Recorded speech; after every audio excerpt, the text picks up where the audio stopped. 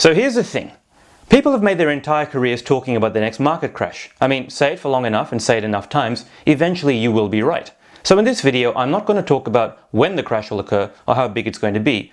I'll give you 2 indicators that show that a crash probably should happen soon, and 3 things that you need to do right now to put yourself in the best possible position when it does happen. So to start off with, here are 2 things that show that a crash really should happen in the near future. First of all, when the spicy cough first took over the world, the governments of the world threw in a lot of cash into the economy. This cash drove asset prices up because there's so much money floating around the economy, it had to go somewhere. People were buying everything from real estate to pictures of monkeys. Now that the government stimulus has dried up, that money is no longer being pumped into the system. As such, these prices have started to come down. The second reason why I think a crash is imminent is that interest rates are set to rise. So do you remember when I said the government had pumped lots of cash into the economy? When there's a lot of cash in the economy, it drives prices up. Everything went up from the cost of food to timber to gym equipment. When this happens, you have inflation, and the response to inflation by a government is to raise interest rates. Now, in the ordinary course of things in an economy, interest rates go up and down on a monthly basis. But in Australia, we haven't seen an interest rate rise since November 2010. We've had it far too good for far too long. So when interest rates do rise, it's going to be a big shock to the system. This isn't me just spitballing.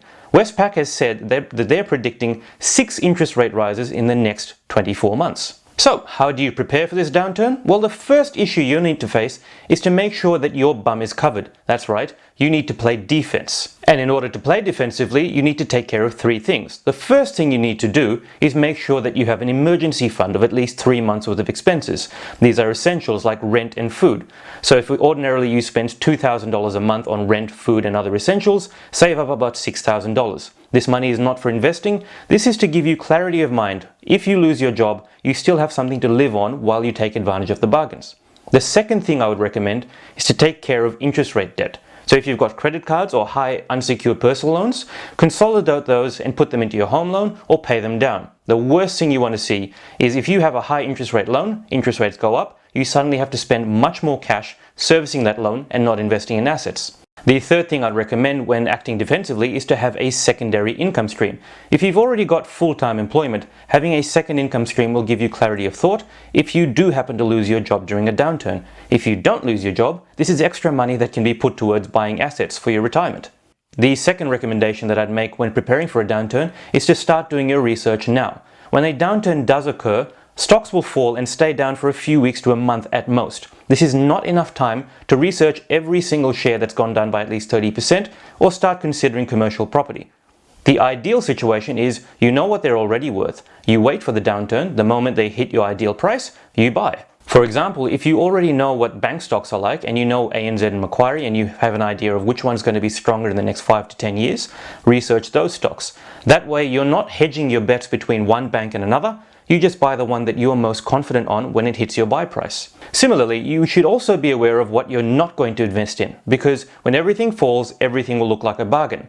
For example, crypto has already fallen in the last few weeks, but if you don't know the difference between Bitcoin and Ethereum, now is not the time to start investing in things you know nothing about. The third thing that I recommend when preparing for a downturn is to prepare yourself mentally. You see, when a downturn does happen, everyone will lose their mind. You'll be influenced to go with the crowd. Everyone's seeing gloom and doom. They'll start selling. You'll be influenced to sell too. The key is to stay strong.